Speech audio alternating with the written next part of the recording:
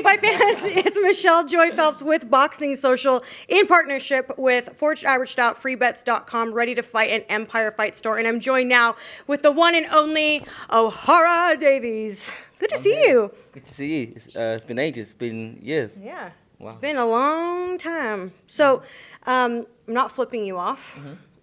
Just have an injury to the finger. Damn, what happened there? Truthfully?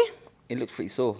Well, I was trying to open my refrigerator, and it had like both the doors side by side like that, and my nail was long. So when I went to grab and it pulled fast, it snapped it in half. So I have a ripped nail right in half, and it was just gushing blood. That sounds pretty painful.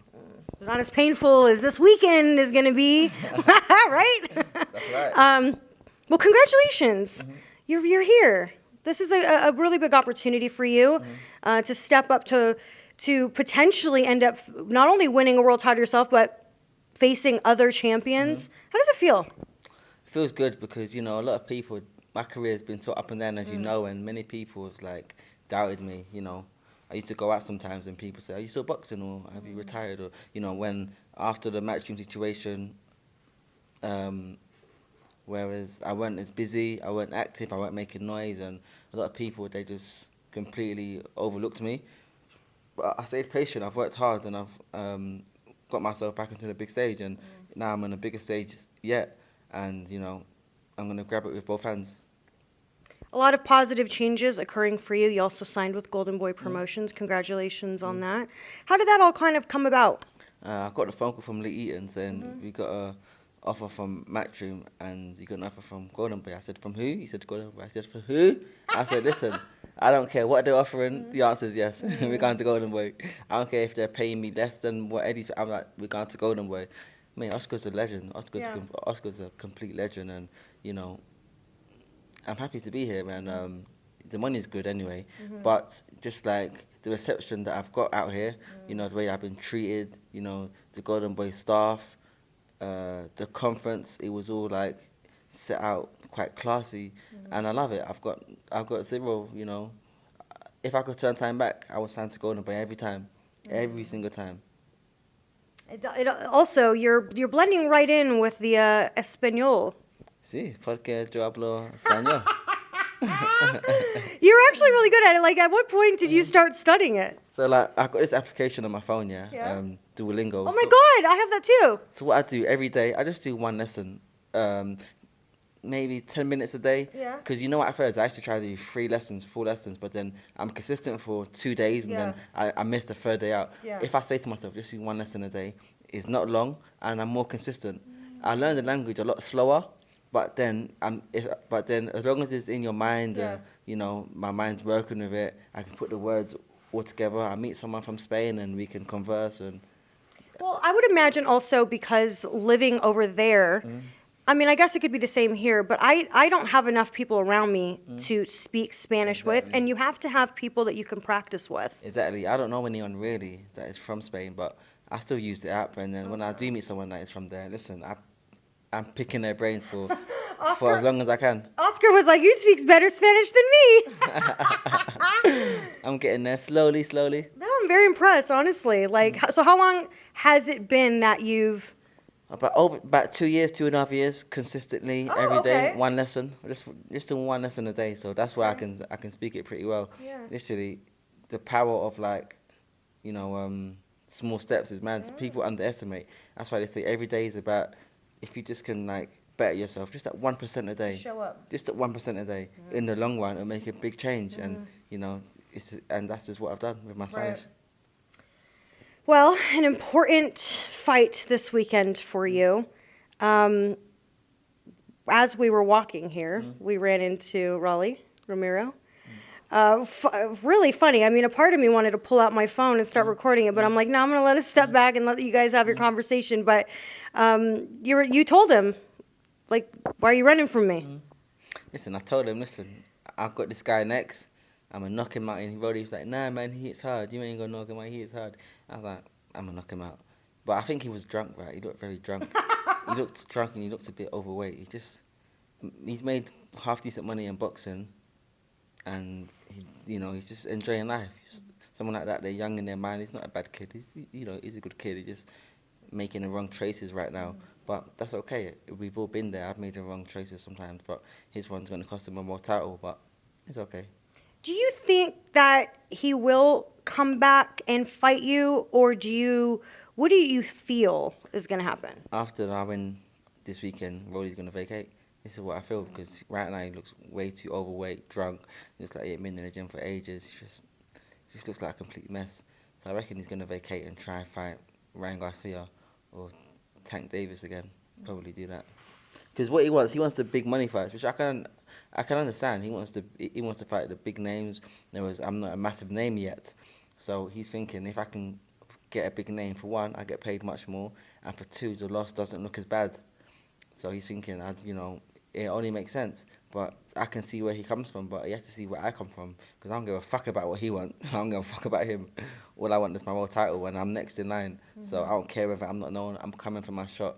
And Rolly doesn't want to be the one to get me known, because if I fight him and knock him out, then I become a bigger name because of him. And that's what he doesn't want. He wants to fight someone that's already made himself a big name. So then it looks okay when he gets knocked out, but either way, he's going to get knocked out, whether he fights me, Ryan Garcia, or Tank. He's getting knocked out. He just wants to get knocked out and make the most money out of it. He did say when we were down there, Borroso is not an easy fight. And I don't think that you actually ever... I don't think you're taking him as an easy fight, though, right?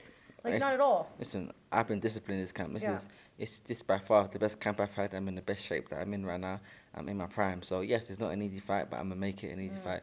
You guys are going to see on the weekend, listen, this guy, I'm going to get rid of him because I know what I can do. You've been pretty vocal about your thoughts on the overall fight, Rolly versus Borroso. Do you mind telling me a little bit? Because I know I've heard you tell other outlets your opinions on it, but do you just... Rolly, he had the wrong game plan. He had the complete wrong game plan. Borroso was someone that he tried to fight on the outside. He was throwing only single shots. You get someone like him, you can't throw just to one shot. Borroso's weak, fragile, and he's old. You want to really throw shots. Just pop the jab, keep him throwing him. Make him throw. The more he throws, the weaker he gets. You look at round 9, the round where on the round that he got stopped. He would have got stopped in round 10 or round 11 anyway, I think. But he shouldn't have lasted till round 9. He's so weak, fragile. If you just make him throw, he will punch himself out in 3-4 rounds. He will literally punch himself out, and then he's there. He's there. But when you just throw in a single shot, he ain't really got to do much work. And you push him on the back foot. He was pushing Rolly on the back foot. So I reckon it was just a wrong game plan. He just had the complete wrong game plan. I've watched Ismael Barroso countless times. I've been so bored in this room the past few days. I've been doing nothing but I've been sat down and I've been watching him. I probably know more about him than he knows about himself. That's how much I've been sat down watching his fights. I've been watching his old fights and his fights now, how he's progressed and how he's regressed over the years. And so I know what I'm up against. Does it matter at all that if you ever face Rolly, because I know you guys have the history and whatnot, but does it matter, or is it just really about the bigger fights now? And it could be against, obviously, any of the other champions. I've got nothing against Rolly. I just want his belt, to be honest. Yeah. If you don't want to fight me, it's fine. Just give up the belt, vacate the belt, and go fight someone else and let me do my thing. I've got nothing against him. I don't hate the guy. The guy might be a nice guy. I don't know him like that. I'm in this game for business and to become more champion, and that's what I want. So you mentioned at the press conference, obviously, that there is, if you can't get the Rolly fight, what's plan B? Who would you like the next fight to be against? If I can't get the Rolly fight, then he's got to vacate the belt. Right. So it depends on who the WBA says Okay. I've got to fight next. It will be up to the WBA and to Golden Boy, whether they can work out something. But I really don't mind. For me, a fight's a fight, an opponent is an opponent, and that's it. That's how I've always been. I've never been scared to take fights. I've never been strategic in choosing my opponents. I'm just fuck it, let's go. Whoever it is, fuck it, let's go. Well, Teofimo just announced his fight against Ismael Ortiz. Devin Haney just fought against Regis Prograis and won. could we talk about the two of them? You know, what are your thoughts? Obviously, Teofimo did what many overlooked him to do. Not that he hasn't already showcased him being a very talented fighter, but a lot of people gave Josh Taylor the advantages over Teofimo. Were you surprised at all at the outcome? Nah, because the Taylor, yes, I was thinking Teofimo's. I think it all depends on what Taylor turns up. The Taylor that fought against Teofimo, the same Taylor that fought against Jack Catterall, and this is a bit, weight drained, or I don't know, but it's not the same Taylor that I fought. He's not Taylor in his prime. He's not the Taylor that won the World Boxing Super Series. He changed either the weight or something in his lifestyle or the training. I don't know, but from when I saw that it's the same Taylor that fought against Jack, I knew that's going to be quite an easy night for for Lopez. So yeah. So do you think it was more of a case of Josh not having the best night versus Teofimo being that good? That's what I do believe. I feel like Teofimo's a good fighter anyway. I've been watching him for years. He's a very good fighter. But that Taylor win, I can't give him points based on that win, because the Taylor that turned up would have got beat by many other fighters on that night. Taylor in the past, different story. Devin Haney? Mate, Devin Haney done his thing. He fought Regis. Listen, everyone, including me, I thought, this is going to be a hard fight. Yeah, he might get the win, but it's not going to be easy. Devin made him look so easy. Devin's a mathematician. He's a scientist in there. He calculates, and he knows what he's getting in there with. Before he gets in there, he had the right game plan. He had the perfect game plan, and the guy just didn't get hit. He made a great fighter look below average, and you can't say nothing about that. You can't say nothing wrong. What do you make of Devin Haney wanting to move up maybe yet again? He can too much too soon maybe, or what do you think? I don't think it's too much too soon. If he wants to move up, he can move up again, because when he fought his last fight, he fought Regis, he looked a lot bigger than him. And if he goes up again in weight, he will look even bigger than them, because he's a naturally big guy, and he can go up to 147 and he can compete. He can compete with the best at that weight class, because he's got the strength, he's got like the speed and the power, he's got the techniques. He can compete at light middleweight right now. Right now, if he wanted to, I believe. I don't know about what they choose to do and how his body's growing, because he's getting older and his body does grow. So only he knows, only he knows. I don't know, but I believe he can go up to light middleweight if he wants to, and he can still compete at a good level. Do you foresee in the future you and Ryan Garcia fighting? I think that's a very easy fight to make, because we both signed on the Golden Boy.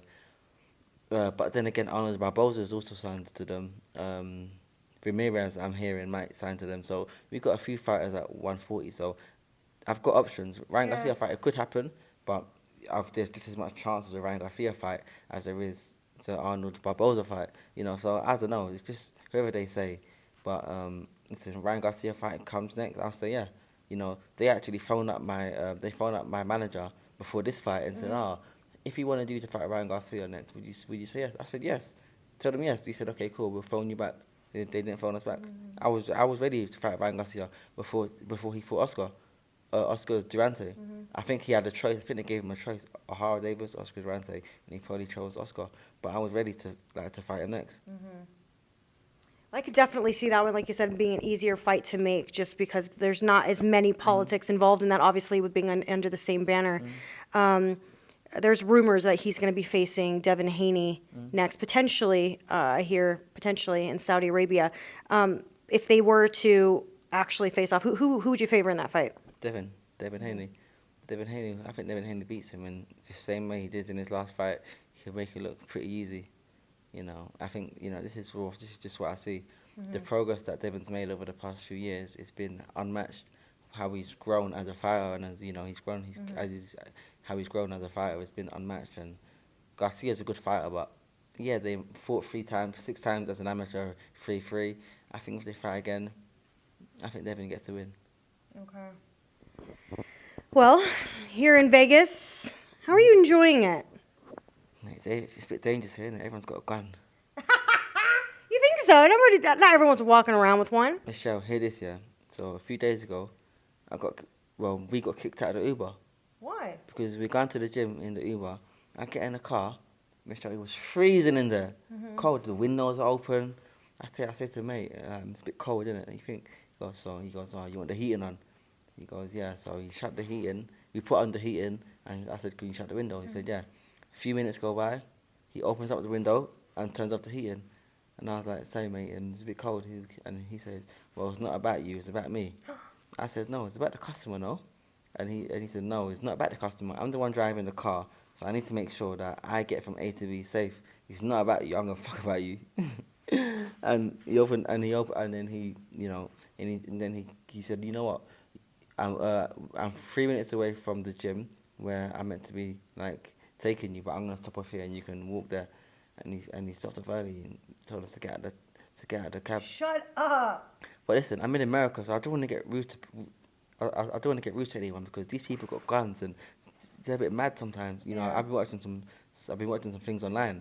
I don't want this guy just to get mad and pull out his gun and blow my brains out because of heat. That was a smart call because I could sit here and say, no, it's not like that. But no, it can be like that. So smart call. So I said, get out of the cab. So we caught another Uber. Yeah. It's not a taxi. This one is an Uber we call. Yeah. The guy comes. I tell him about what happened. And I say to him, you know what? We got kicked out of Uber, but I didn't want to say much because I don't know everyone's got a gun license and they're strapped. I like to him, how about you? Are you strapped? He goes to me. He was strapped. He had a gun in him. He was an Uber driver. Nevada is a open carry state. This is crazy. Yeah. From then, I made sure I said anything that he likes. I didn't want to offend him. I said, mate, nice car, nice watch, nice this, nice that, nice shades, nice shirt. Everything's nice because I don't want the guy to get angry and think I said something and blow my brains out. Isn't that sad to be thinking about? But yeah. It's sad because it's a bit dangerous because your life is in everyone's hands. My life is in everyone's hands. If any of these people want me dead, or if they're having a bad day, just get the gun and shoot me, and that's it. Well, I hope it's not that. I mean, I live here, so I've, knock on wood, not seen anything quite extreme, but it does exist, so you can't ignore it. The fact that it does exist. So I think that you're using good discernment by picking your battles. They had a mass shooting in Vegas last week, no? A professor that didn't get a job. I mean, this guy. That's my university. I go to that university. This guy's got grades. He's got degrees. He went to uni himself. He passed it all. This guy's a very smart, intelligent, intellectual man. Why are you gonna go and shoot everyone because you couldn't get a job? America's mad.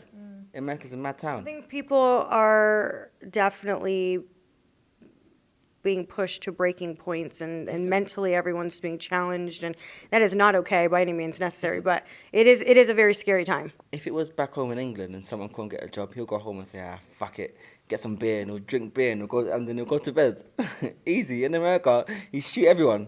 Oh my God. Nah, because in that sense, I prefer England. Yeah. I mean, so with that said, do you plan to come back often? Only to you fight. planning to fight here often? Only to fight. Listen, I said to them, listen, they said, so you're fighting on Saturday. When do you want to leave? On Monday, Tuesday? I said, get me back on Sunday. I said, I'm fighting Saturday night. You get me a flight back the next day. Sunday morning. So I'm leaving Sunday. I don't want to be doing some sightseeing, tourists, and get blown. Nuh-uh. Get me back the next day. All right, we're going to change that topic onto a more lighter heart topic. But you said something that cracked me up earlier, and I think I saw it on DAZN's Instagram page, where you're talking about the food out here and how good it is, and if it would be dangerous if food was this good back home because you'd be fighting at heavyweight. It is good food, huh? But bigger portions, I would say. Lots more salt and cheese here, I think. The food's amazing. Yeah. But to be honest, can I just be honest? Yeah. It's shit. It's all shit. It's all sugary foods. Yeah.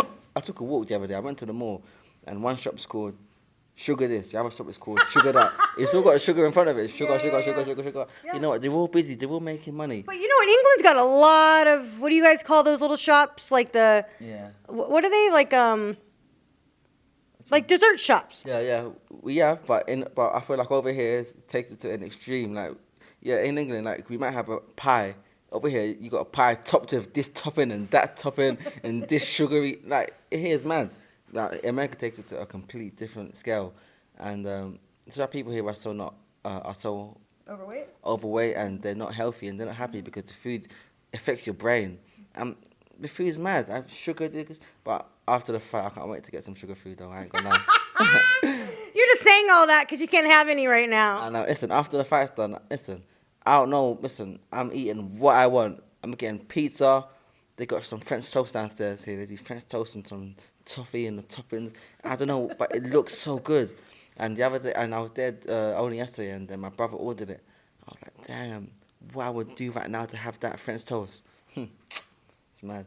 But in Sunday morning, team, we got to get him some French toast. Sunday morning, need some French toast, and then I'll get a pizza after.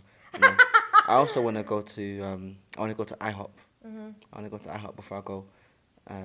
There's too much food I want to go here. I want to go to Panda Express before I go. They got so much stuff I want to try. That's a whole lot to do in a matter of like probably 6 hours between when you wrap up your fight, get some rest, and then wake up to make your flight. I know. Don't make yourself sick. I've got to see how much I can fit in my stomach, but time will tell. Yeah. Well, thank you so much for your time. It's great seeing you again. You too. It's been quite some time now. Yeah, it's good to see you.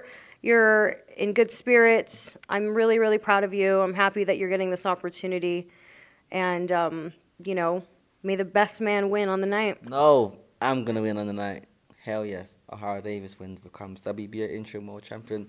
¡Vámonos! All right, sign us off with some Españolo. Yo hablo español, pero necesito aprender más. I don't know what else to say. I just said I know Spanish and I need to learn more. Pero gracias por todos y hasta luego.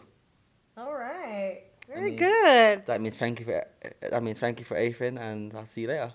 How do you say bye in Spanish? Hasta luego. Hasta luego, fight fans.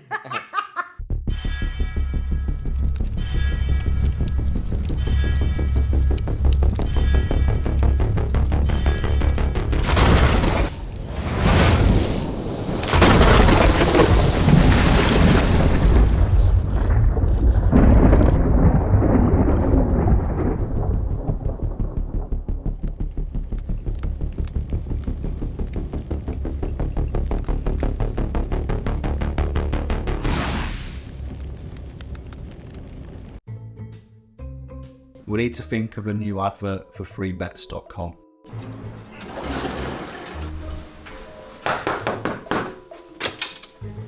Get your best betting offers from freebets.com. Yeah, that'll do. The following deals are now live.